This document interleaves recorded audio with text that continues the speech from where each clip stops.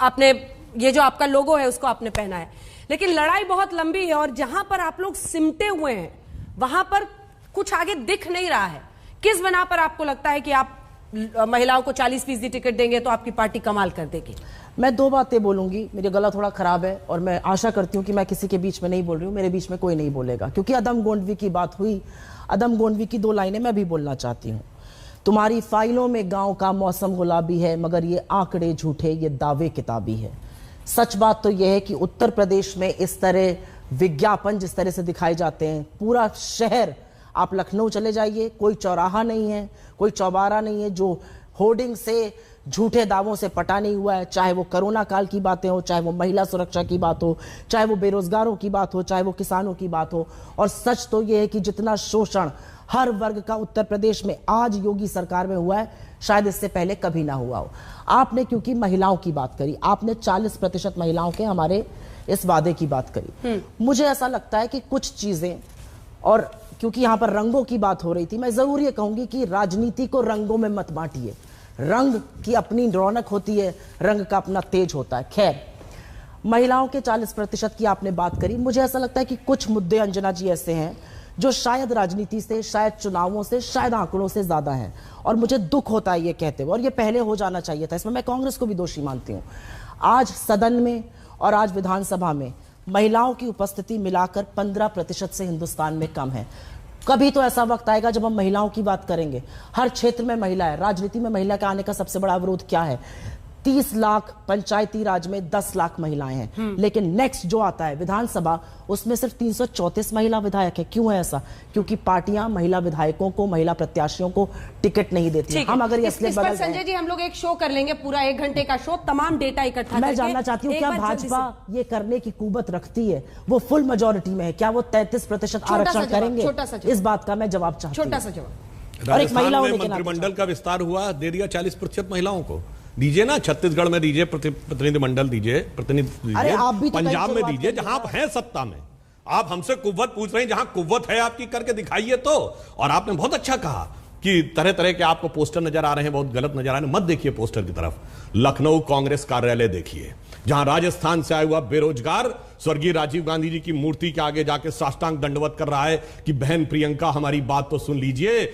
हम उस राजस्थान से आए हैं जहां राहुल गांधी ने कहा था 5000 रुपए बेरोजगारी भत्ता देंगे। 3.25 साल हो चुके हैं, अभी तक मिला नहीं है। इसीलिए आपने जो बात कही, आंशिक दृष्टि से सहमत हूं। कथनी और करनी का जो अंतर है, रिस्पॉन्ड भी कीजिएगा। सत्ता वापसी आज वाले टॉपिक में छोटा सा एक जवाब जरूर देना चाहती हूं। आपने राजस्थान की बात करी, कानपुर के उस वीडियो पे आप क्या कहेंगे जहां पर एक लड़का अपनी बच्ची को गोद में लेके कह रहा है बच्ची को लग जाएगा, लेकिन आपकी निरंकुश पुलिस रुक नहीं रही है। ये ठोको नीति आपने जनता के लिए बनाई है, जिसको आप परिवार बताते हैं। शर्म कीजिए आप लोग। तो ऐसे इंस्पेक्टर हैं क्यों? विवेक तिवारी जवाब नहीं दिया।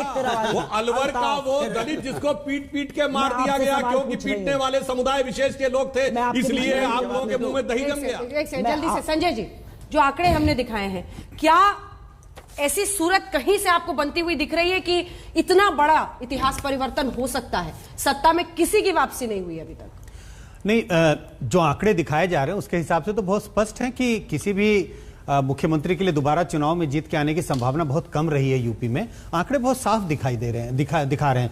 लेकिन अब सवाल यह है कि सुधांशु जी ने भी एक बात का जिक्र किया, और वो बात सुधांशु जी क्या आंकड़े बता रहे हैं कि जितनी बड़ी जीत बीजेपी ने 2017 के चुनाव में की थी, इतनी बड़ी जीत भी पहले किसी पार्टी ने नहीं की है। तो प्रश्न चिन्ह भी लगाया जा सकता है। हम प्रश्न चिन्ह लगा रहे हैं कि क्या बीजेपी इतिहास बदल सकती है यूपी का, जो कम से कम पिछले 30 साल 40 साल का इतिहास है, या ऐसा लगता है कि बीजेपी फिर सत्ता में वापस नहीं आ सकती है? जो आगे के आंकड़े हैं शायद उससे कुछ चीजें स्पष्ट होंगी कि कितनी संभावना है कि बीजेपी दोबारा सत्ता में आ सकती है, या बीजेपी की सत्ता में आने की संभावना कम है। अब हम जल्दी से अपने दर्शकों को जरा ये यूपी के चुनावी हिसाब किताब में जरा 2014 और 2019 का प्रदर्शन दिखा रहे हैं। मैं वो आंकड़ा दिखाना चाह रही थी 2019 के बाद बीजेपी का जो प्रदर्शन रहा है, अगर वो आंकड़ा हम दिखा सके तो ये देखिए जो आंकड़ा है हम आपके सामने इस वक्त रख रहे हैं। 2014 के चुनाव में जो असम, गुजरात, हिमाचल प्रदेश, कर्नाटक, मध्य प्रदेश, इन तमाम जगहों पर सर देखिए जो गिरावट है साइड में, सुधांशु जी दिख रहा है।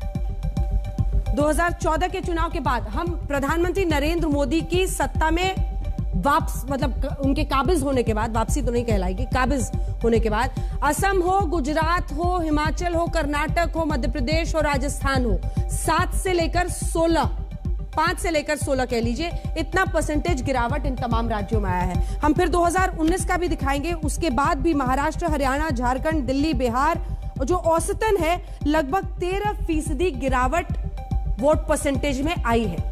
इसकी क्या वजह है? और फिर भी आप उम्मीद बांधे बैठे हैं कि यूपी में हम रिकॉर्ड तोड़ेंगे। ऐड कर दीजिए ना, 2014 के बाद जितने भी उपचुनाव हुए थे अधिकांश हम हारे थे।